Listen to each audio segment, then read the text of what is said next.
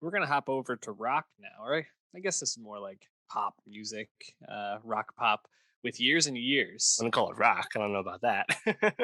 I mean, considering what rock is now, I guess it's like what dance pop, electro pop, Yeah, more. definitely. Yeah, I mean, I think there's more guitar in this than some rock records nowadays, but I uh, guess, yeah.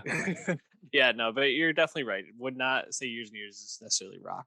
Um, we've talked more about Ali Alexander for his acting in the Mm, last year than we have years and years. yeah. Been 3 years since they put out an album. I guess probably like two in a few months. Now, well, 2 years. it's coming up on 4 years. Palo Santo album 2 was 2018. That long ago. Really? I didn't realize that. Yeah, I it's been guess a that. minute. Yeah, I guess you're right. The deluxe edition came out, I think, a little bit after they dropped it. So that's why the 2019 tag on Spotify. Um, but yeah, I mean, we were impressed with Ali Alexander as um, the lead in "It's a Sin," HBO standout show from last year. Check that out on our best TV shows of 2021. Um, years and years, the band not really a band I feel like I'm super into or a band that I've listened to a lot in my life, but I've been aware of them. Turning on this record, Night Call. Oh, dude, the first like 3 or 4 tracks are just absolutely pop like perfection, and you can hear why they're a legit band, and I think a band on the rise to be paying attention to. And this is a long album. I think I don't know if this is a deluxe edition, No, the New it Year's literally edition. calls itself a deluxe edition. What do you mean? Oh, it says New Year's edition on my what I'm Yeah. looking at. So Only like the first 11 songs are actually new. Then there's a bunch of bonus tracks. And then for the real ones, you'll notice that the last like 6 songs are previously released years and years songs, aka all their biggest hits. Um, it's kind of annoying that you only can listen to the full fledged super deluxe version of this album on Spotify. Definitely misleading. So it's not really a 23 track album. Um, I think it's important to note, though, that Years and Years is not a band anymore, but rather an Ali Alexander solo project. About a year ago, Mikey and Emery, the other two members, stepped aside amicably, and the group is continuing as an Ali solo project. And this, of course, is the third Years and Years album, but first one as a Ali solo work. I guess kind of reminiscent of how Aluna George split up, but in that case, Aluna Francis started releasing music just as Aluna, not keeping the same name going.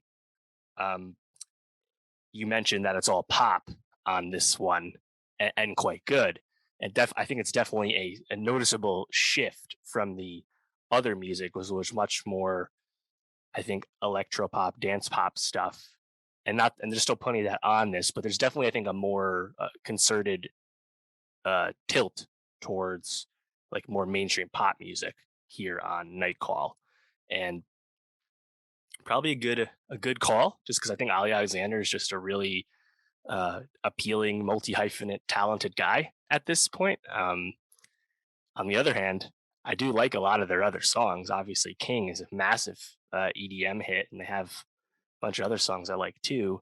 But this definitely feels like a smart transition for the Ali only version of the group, given that he's the centerpiece and the only piece now. So I still like the change. yeah, and, talking about how those first 11 songs are quite good. Um, I really loved those first two, Consequences and Starstruck. I believe Starstruck has been out for Yeah, a few months now, back in I it think has. April of last year. But I thought Consequences and Starstruck back to back were just absolutely electric, an absolute electric intro to the album. And you just kind of get these moments throughout. Sweet Talker, I think, is another single from this, and it's Hmm. just another, I think, standout track to me. Sooner or Later, I thought also was quite good. So there's a lot to like here. What track stood out most to you as someone that's a little more um, familiar with their sound? Yeah, it's actually kind of funny. I liked Starstruck and Sweet Talker a lot more in the context of this album. They didn't really grab me as singles. I think I just really love King to this point. Like I love Shine, I love Desire. They have so many songs from their first two records I really enjoy that when I heard the singles, I was like, not quite doing it the same. I'll just listen to the old stuff. But when hearing in the context of the full Night Call, sequencing, I think it makes a lot more sense. And Sweet Talker with that Galantis production, I think that's the violins. Like it's like really like impressive electronic music. I like that one quite a bit. I also like 20 Minutes. I like uh, Muscle, which is on the deluxe set of track list, track 13. Um, I think Consequences is a great start just because like it's really like Yeah. bumping beat. Yeah, that Um, bass is so yeah. funky. Also on the deluxe, Immaculate, I think has really catchy production.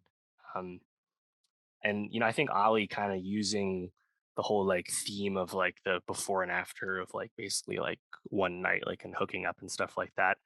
Uh, he just brings a lot of personality, and you can definitely see that in his music videos. Like he's like I said, he's a multi hyphenate guy. We're going to be seeing a lot of him in many other avenues, but I'm happy he's still focusing on music. And like I said, this tilt towards more pop leaning music, I think is quite uh, choice, just because I think it's something that's going to really work for him because he's just a really like forward facing person. Like he's a big personality, and I think this sound kind of fits that. Oh, I mean, completely. Listening to this album, it's hard to picture these songs not being played at nightclubs and just totally remixed. And Yeah, I mean, when you get Kylie Minogue, who's kind of one of the godmothers of like definitely. uh, club and house dance pop music, uh, getting the cosign there, it's a great look for him. So we're going to be hearing just him taking over the dance pop scene in the future if he's not already. Again, Nostalgia Best of 2022 on Spotify. Check that out.